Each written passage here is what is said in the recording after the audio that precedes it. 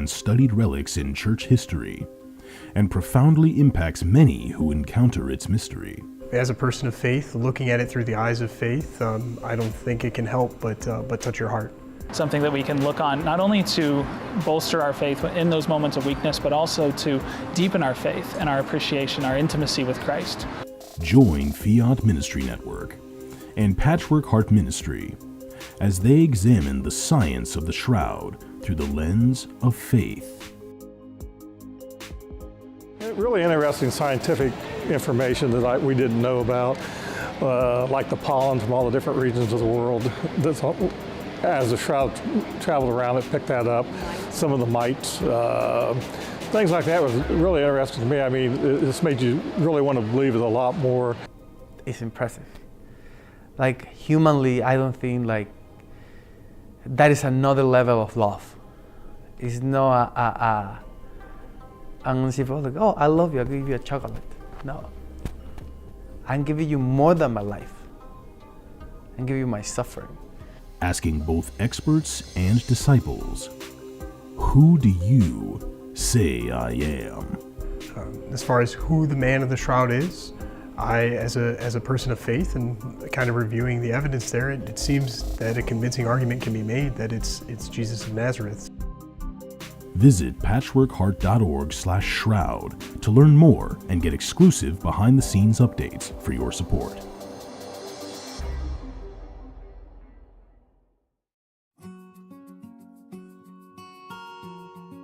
The St. Raymond Nonnatus Foundation, in partnership with Patchwork Heart Ministry and Fiat Ministry Network, presents a podcast for families in crisis. Hello, and welcome to a podcast from the St. Raymond Nonnatus Foundation for Freedom, Family, and Faith. This is Anne DeSantis, Executive Director, joined by our Board President, Mickey Kelly.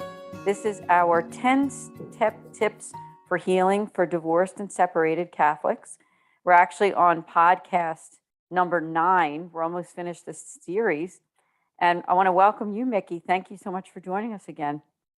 Hi, Anne. Thank you so much for having me.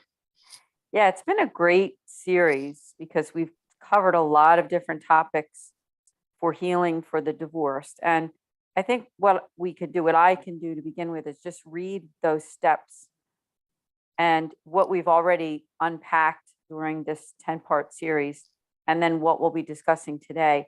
So the list is, number 1 is acceptance of your situation. 2 is finding proper help and resources where needed. 3 was stepping back from too many commitments to be with family. 4 is seeking God's help through prayer and sacrifice.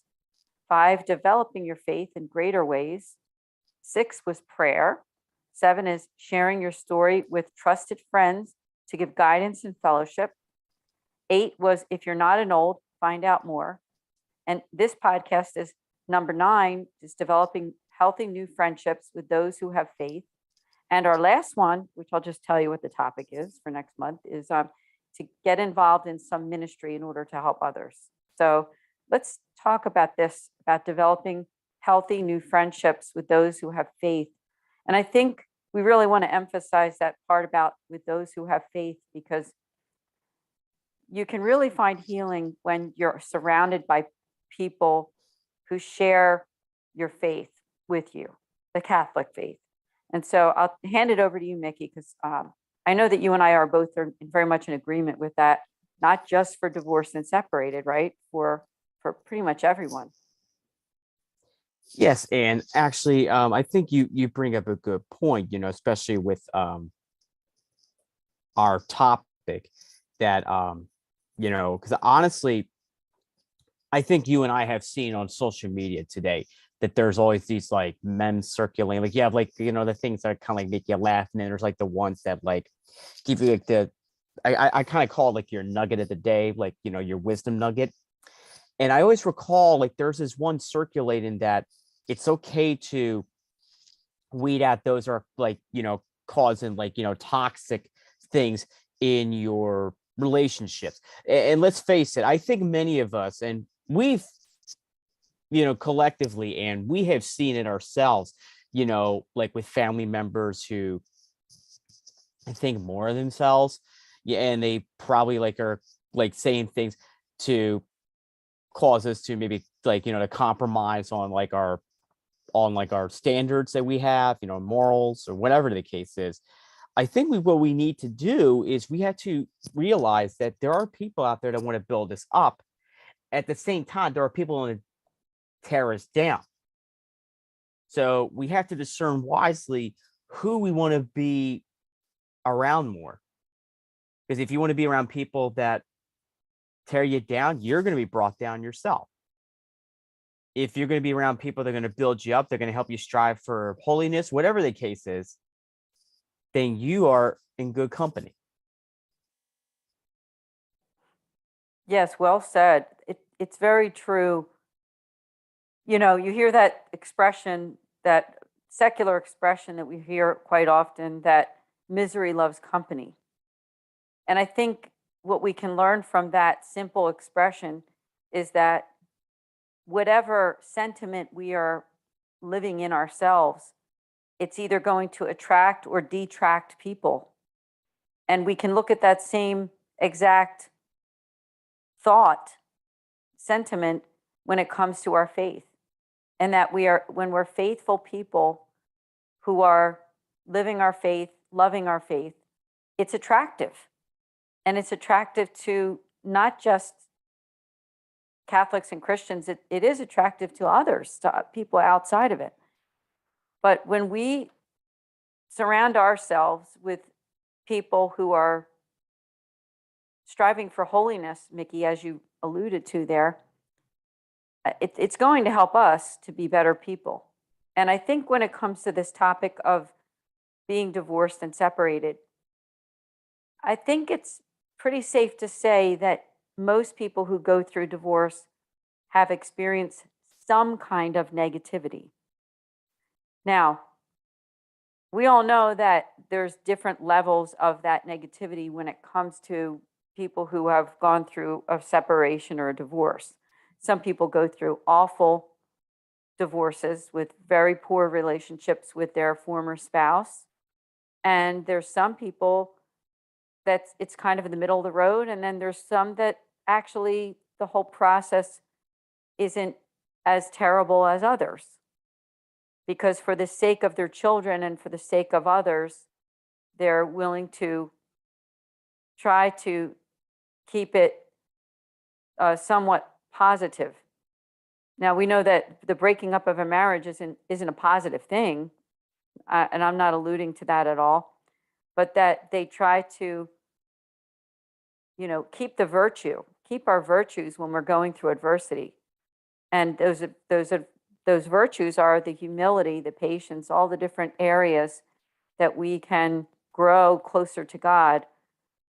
And it helps relationships all the way around, whether it be with an ex-spouse or with our kids or anybody else.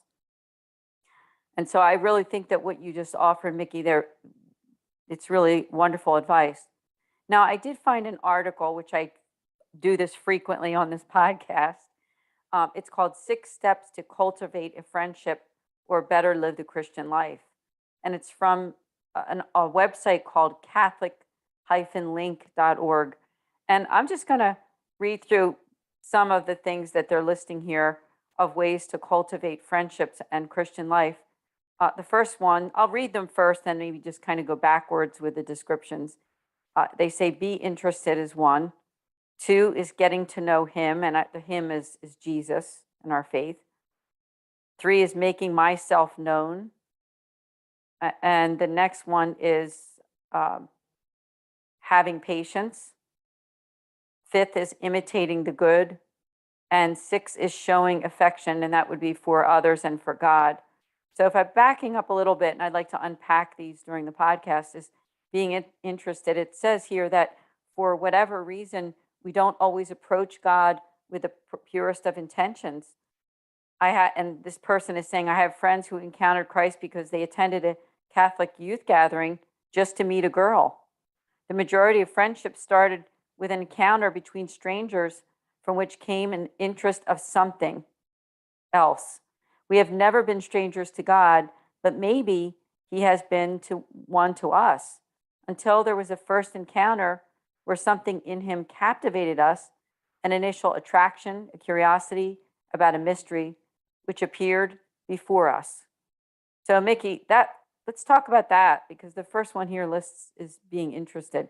And that's a good example that I think we need to really look at our own intentions when we want to get close to God and to meeting Christian friendship and Catholic friendships with others, is look at our intentions and why we want to do something. Because this person is saying at the beginning of what I read, they attended a Catholic youth gathering just to meet a girl. Let's talk about that.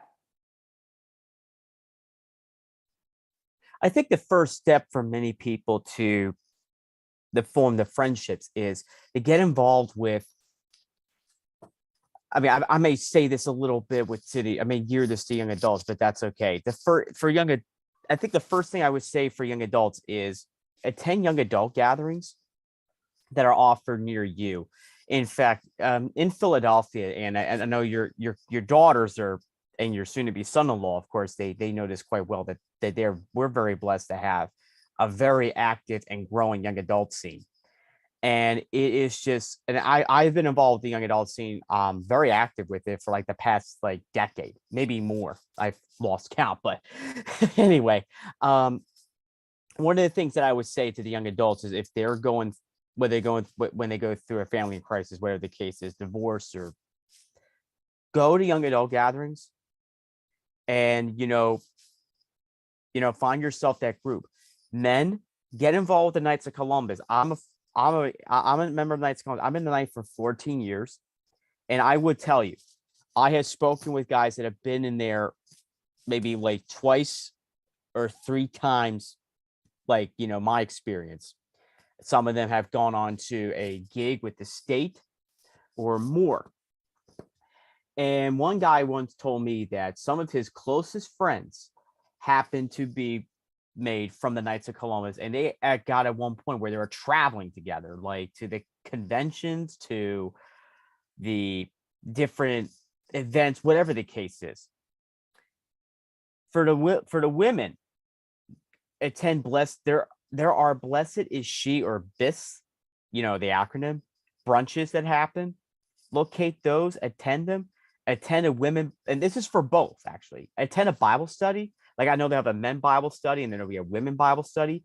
Attend these, and there's also another thing that's been kind of gaining popularity with this.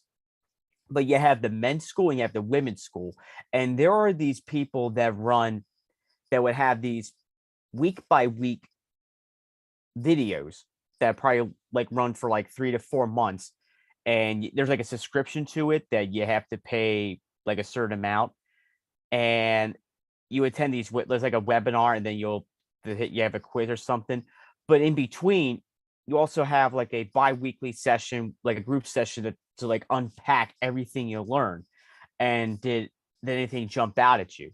Those are the ways that I think would help perfect you a little more to have a better marriage, or help you take the first step in healing from.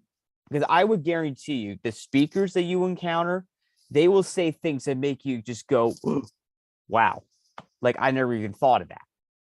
I can promise you they're not going to be judgmental. They're not going to say, what were you thinking? They're not going to say anything around those lines. But what it boils down to is this. In order for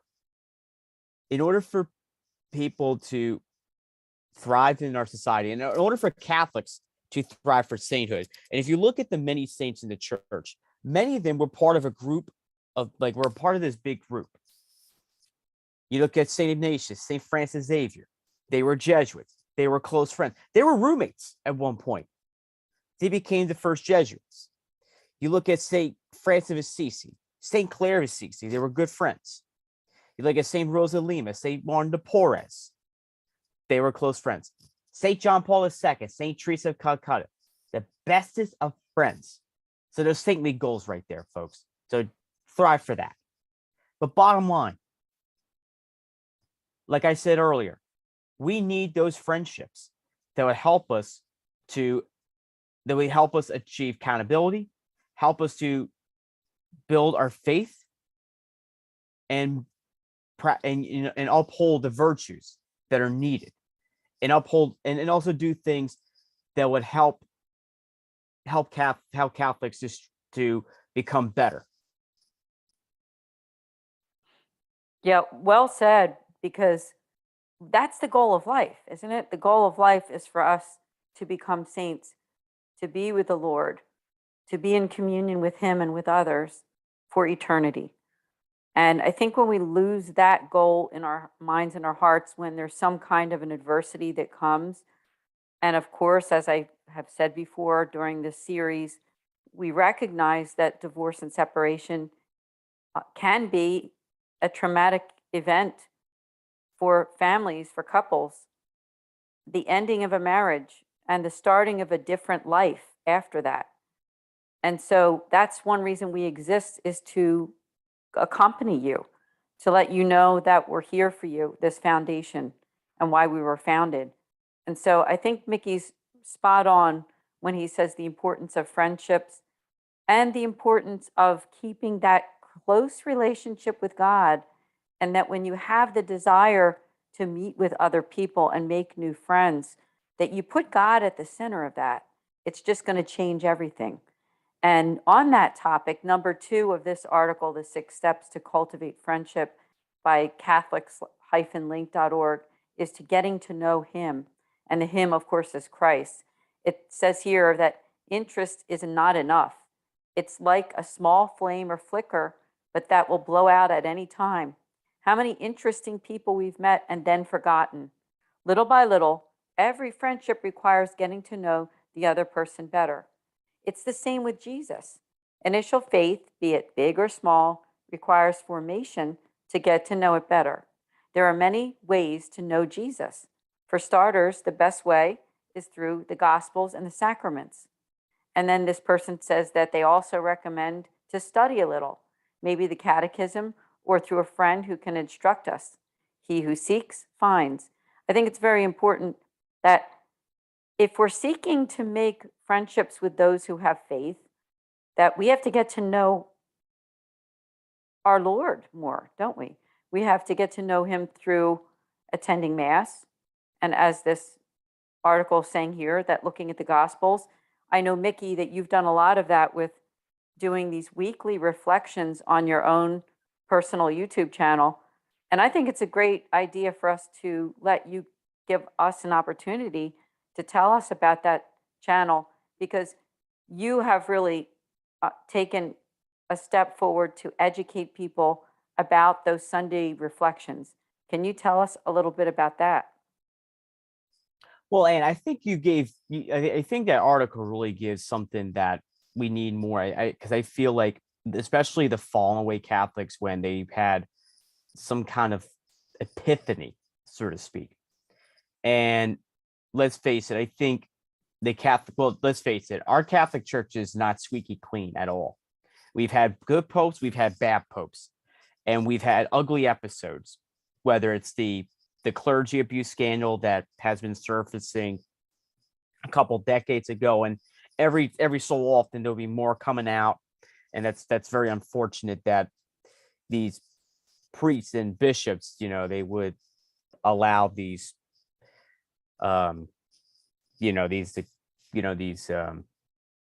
perverts to run amok, while everyone thinks like, oh, this is, he's a great priest and everything, but sometimes we don't know what's going on behind closed doors, because honestly, and that's why many people did fall away from the church, because of that scandal, or because they think that the church has too many rules. Well, why do you think there's a flag thrown during a football game, or there's balls and strikes, or that someone can be out like this way or that way in baseball? But to go back to that, the point you made, Anne, is that what we have to understand is that God talks to us when we read His Word, when we read the lives of the saints, when we read the catechism, like you said. And let's face it, I don't think many Catholics understand the catechism at all.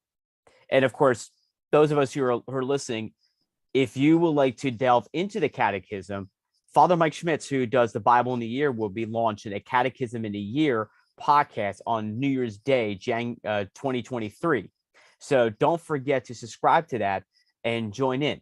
And this will cover the basics of the catechism, and of course, this may make you flinch a little bit, but the core teachings that some of us seem to not accept fully.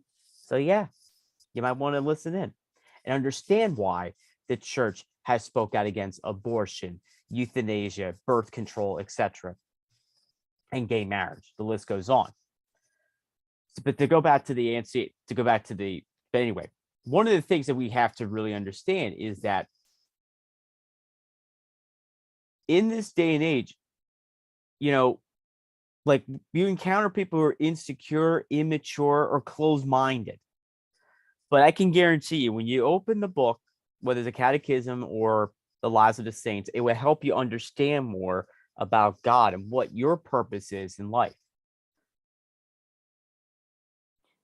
Yeah, purpose in life means a lot. It really does. And for people who are listening to this podcast who are affected in some way by a divorce or separation, or those friends of theirs. I mean, we get people who listen to this podcast that could be the children or the friends or grandparents, whoever that would be.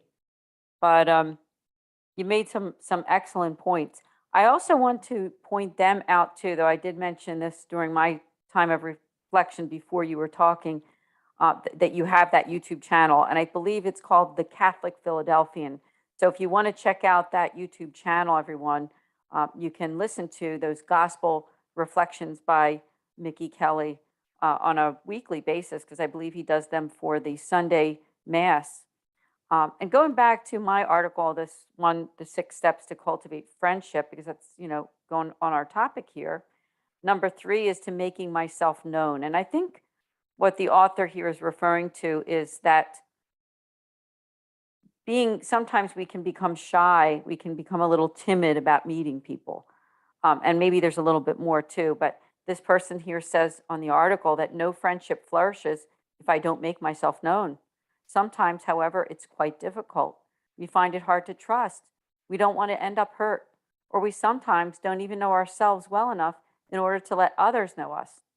I have to make myself known to Jesus, not because he does not know me, but because he wants me to willingly open my heart to him. This most beautiful space to do this is through prayer. In it, there are no barriers, and before his gaze, we can all be free. In this way, we also grow in humility, which is walking in the truth. So that shyness, that timidness, isn't just with other people in friendship, it's also with God too. But we have to remember that he already knows what's inside of our hearts, doesn't he? Mickey, I don't know if you want to touch on that a little bit. Fulton Sheen actually had a very good quote, Anne. In order for God to come into some hearts, he has to break them. And I think many of us could think that God can come into our hearts by breaking them through a toxic romantic relationship that you think it's all rainbows and butterflies and everything, but in reality, you hit with the fact that maybe this person is abusing you spiritually, physically, or even mentally, or a combination of all 3. But you deserve better, of course, as the saying goes. And truthfully, God wants you in wants to be a part of your life, and it will take some kind of courage or discernment to understand, why did this happen? Why did he intervene? Those are some of the things we have to ask ourselves, like, why? But we have to be really open-minded. And one of those ways is, first off, you speak with God through prayer. But when you read his word, he speaks to you. Yes, God speaks to us. I think he speaks to us in a lot of different ways through the events of our day and even through other people. There's many ways that the Holy Spirit works, but some excellent points there. And I keep referring back to this article because basically I want to make sure that I cover all the points, because I do think it's a good one related to this topic of developing and seeking new friendships, especially those who have been affected by divorce. And one of the things it says here in this article is having patience. The author says that as much as we love friends, sometimes we also have to be patient with them and they with us. In the Christian life, patience is key. Jesus is infinitely patient with us, and he asks us to be patient as well. But not just any kind of patience. It's what proposed by St. Peter called hypomone, a patience full of hope, for it is filled with trust in God. It's not only to stoically endure, it's knowing that God, with God by our side, everything will be okay. I would even dare to say that we also have to be patient with Jesus, who frequently changes our plans, but it's always for our own good. Now, think about that, what Mickey said, those toxic relationships that people get involved in. Now, of course, this topic is for divorced and separated, and sometimes there are toxic relationships related to marriages, but there's all kinds of toxic relationships too, which could be friendships or with other relatives or even just people in your life. So we need to be patient not only with ourselves, but with other people. And remembering that God will provide in his time too. He really does. And I believe that friends are people that they get to know us and we get to know them. And the friendships that last are people who don't give up on you and you don't give up on them either, because you're patient with each other. And good friendship is something that takes not just a year or 2 years, it takes kind of a lifetime to get to know people. But making new friends is always a good thing because God desires us to have community. And if you're affected by divorce in some way, traumatized by a situation of the past, when you develop those new friendships, it is a way that you can find healing. Mickey, I know you would agree on that because you and I are both proponents of making new friends and finding community, especially good Catholic community. Absolutely, Anne. In fact, I think that's something that we have. I think that's something Catholics have kind of lacked over the years is that sense of community. And of course, I think like the commune is kind of also we also see that in communion, among other forms of that. But to your point, Anne, and I think in order for society to thrive is we need to get that like-minded community together. You hear the secular phrase, it takes a village, but I honestly think it takes a God-fearing community in order to raise people up into the faith, to build up more vocations in the church, and the whole list goes on. But to be fair, like you said, and I think we just have to constantly put ourselves out there. It's like in the passage where Jesus says cast your nets out into the deep, and eventually you will get something. Yes, cast your nets out into the deep and eventually you will get something. And that's something that really relates to what I just said right before you were speaking about the patience, because having patience will help us to endure. And I want to go back to this article, 6 Steps to Cultivate Friendship on Catholic-link.org. Number 5 is imitating the good. And it says that good friends give us a good example. The best friend of all, Christ, gives us the best example. We also have the saints, each of us whom is already ready to be our friend. They're there, eagerly waiting for us to ask them. In the Christian life, it's not wrong to look at other people's virtues. Surely not to envy them, which sometimes happens, but to emulate them. That is to want to imitate them. Anything goes if it helps us to truly strive to be better. Now, I think that's a great point when it comes to making new friends. Just say you've been divorced and you've gone through a real adversity, not only with that relationship, but with your family and just your whole life being uprooted.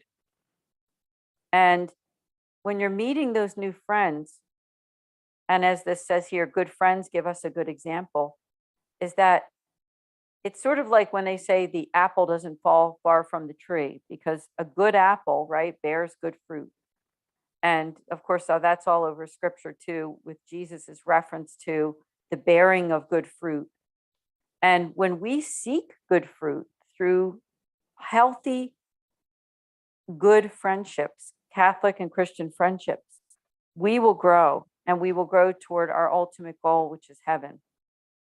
So let's talk about that, Mickey, the idea of imitating the good and how important that is by connecting with very good people. I think one of the things we have to really do is, I think one of the things you have to look for in your friendships is, do these people do more than just Netflix and chill? So are these people involved with any type of ministry, whether it's doing things for the homeless, participating in the culture of life, it's promotion? Do they help out in, let's say, RCIA? Do they help out, as I also alluded to some examples earlier about, men? Are you involved in Knights of are these guys involved in Knights of Columbus? Are they part of the Legion of Mary? Are they part of the Flame of Love, which that started to grow, little by little? Ladies, do you have friends that are involved with, women Bible study, or, things that are like, on the feminine, on the feminine spectrum? Then you have to have gentlemen who are on the masculine spectrum. Do these people mentor young people to be, good, faithful, God-fearing citizens? Do these people have respect for their friends, or people are like, in their interactions with other people, whether it's a stranger or people they meet on a regular basis? Those are some of the things we have to look for. Yeah, good points. And I love your reference to different like Catholic groups, organizations like Legion of Mary or Knights of Columbus, different things. I mean, there's so many wonderful organizations within the church that you or I can get involved with. And if you're not familiar, I mean, I think the first place to go is to your own parish. Take a look at that church bulletin and see what's available at your own parish or your own diocese or archdiocese. And if it's not your parish, sometimes churches that are close by might have more offerings too. And I certainly don't think it's a sin to go to another church and get a church bulletin, or go on their website and see what's there and see how you can get connected and get active. So I think they're excellent examples. And especially on that topic that we just had about imitating the good, it's a great way to imitate the good when we seek after virtue in that particular way. And the last thing on this article, the 6 steps to cultivate, this is number 6, is showing affection. And I'll just read what it says here by our author. It says, or in other words, in reality, love. Affection and friendship is necessary. It simply has to be expressed. The important thing is what lies behind it, and that is loving others. Sometimes we only do so on our own terms, but it's important that the other person knows it. In the Christian life, the culmination is charity, which has to be put into action. Since it's not enough to, quote, love in theory, in your mind or intentions, it's not that hard to make a parallel between the construction of a friendship and the path we walk along the Christian life. Walking the Christian path of life is to become, with each day, a closer friend to one person, Jesus.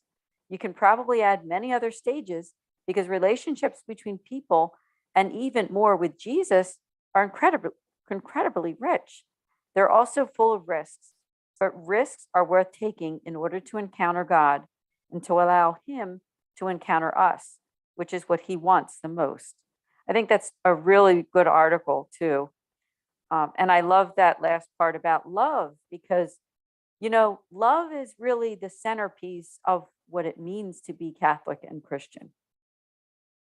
The way that we love God and the way that we love others. And on this topic again of cultivating Christian friendship, especially after facing some kind of an adversity such as divorce or separation, it gives us a way that we can walk the Christian path of life, as the article says. And that path begins with Jesus Christ, but it extends out to everyone we meet when we imitate his virtues. And so I also want to just give you this article again, because I think this one's really worth you looking up on your own. It's called 6 Steps to Cultivate a Friendship or to Live Better the Christian Life. And then it says in parentheses, after all, aren't they the same? And the author is Kenneth Pierce. And again, that is Catholic-link.org. So as we come to a close almost for this podcast, not quite though, Mickey, let's talk about love and what this article says about showing affection.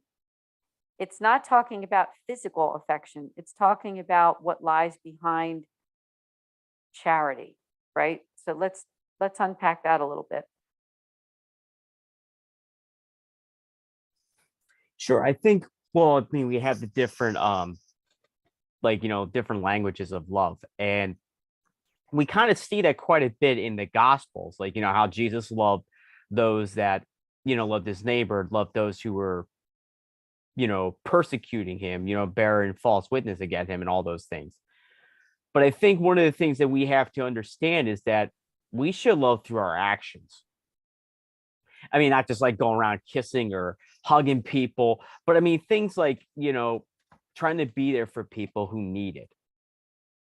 I mean, if you think about it, people go through for our case, Anne, they go through a divorce and they think that they're done with love, but in reality, they're not.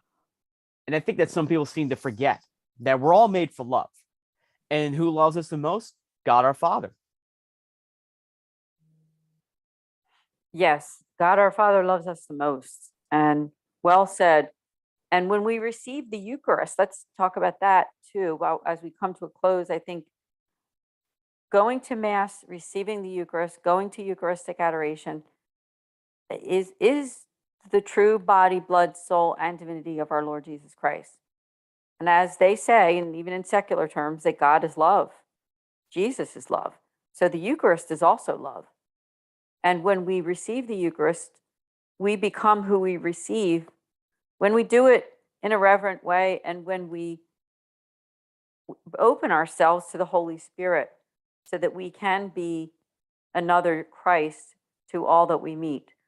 I think it's a great way for you and I and Mickey and whoever is listening to this podcast, for us to begin to do our mission and also fulfill ourselves in that way that we can make Christian friendship.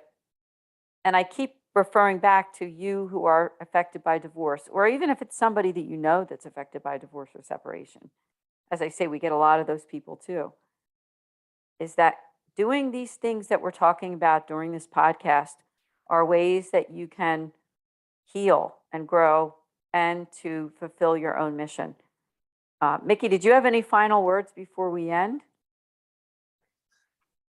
Just to highlight everything that I said. First off, to the ladies, surround yourself, form a squad of sisters that will help you strive for holiness. Attend the Bible studies, attend the Blessed is She retreats.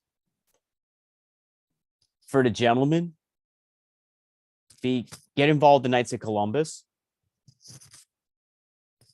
But for both people, this is easy. You can do. Find an adoration chapel. Take with you a journal. Take with you a rosary, a Bible, or if you have a subscription to, say, the Magnificat, Hollow, or whatever else you get the readings for, like the daily readings and, of course, the Sunday readings. Take that with you. Even if you can't get to Mass, just reflect on the readings. Just figure out like, okay, what does God want me to do today? And you go through the readings, almost like the Lectio Divinae format. All right, you read a passage and be like, okay, what should I do here? Blah, blah, blah, blah. And, journal it, date it, journal it. And then when you go to Mass, if you want to get more out of it, take something out of the priest's homily and find out what the priest is saying. Like, how can we be like Christ, going into the new week? And likewise, another thing we could do is every time you pray the rosary and like the scriptural rosary, like figure out like, okay, how can I implement the virtue of this decade, more in my spiritual life? Those are some of the things like we have to ask ourselves. And I can promise you, you will really build up the spiritual muscle you need to live out your faith. And also find that those ways to heal from the brokenness you suffered, from the broken relationships you've endured. Beautiful advice. And I especially like the references to the rosary and to the sacraments and to getting involved with your faith, meeting people, like you mentioned, something like the Blessed is She retreats or other events that people can do. Of course, in Philadelphia here for men, we have the Man Up Philly conference. If you're in the Philadelphia area, definitely Google that one, check it out. But there's all kinds of things that you can do within your Catholic faith, whether they be larger group events or something at your parish. Sometimes at the parish level, there are events and retreats and groups and prayer opportunities with people that are right there in your own small group community. So I just encourage you to do that. Mickey, thank you so much for being the co-host with me today on this podcast. And it's always a pleasure. And to those of you who are listening to this episode, be assured of Anne and I's prayer for each and every one of you. So, drop us a prayer request. Let us know how we can pray for you. But most importantly, start taking that leap of faith today. If you want to improve your faith and take that first step to healing, we are here for you and we always will be. Amen. Thank you so much. That's right. We are here for you. Be sure to go to nonnatus.org to the drop down for send a prayer intention. And you can send that prayer intention directly to us. God bless everyone. We'll see you next month here for the St. Raymond Nonnatus Foundation for Freedom, Family, and Faith. 10 tips for healing for Catholics affected by divorce. See you then. Thank you for listening to this podcast. For more information about the St. Raymond Nonnatus Foundation, visit nonnatus.org or email director.srnf@gmail.com. Did you enjoy this podcast? Listen to other podcasts from Patchwork Heart Ministry by following Patchwork Heart Radio wherever you listen to podcasts. The Shroud of Turin is one of the most researched and studied relics in church history, and profoundly impacts many who encounter its mystery. As a person of faith, looking at it through the eyes of faith, I don't think it can help but touch your heart.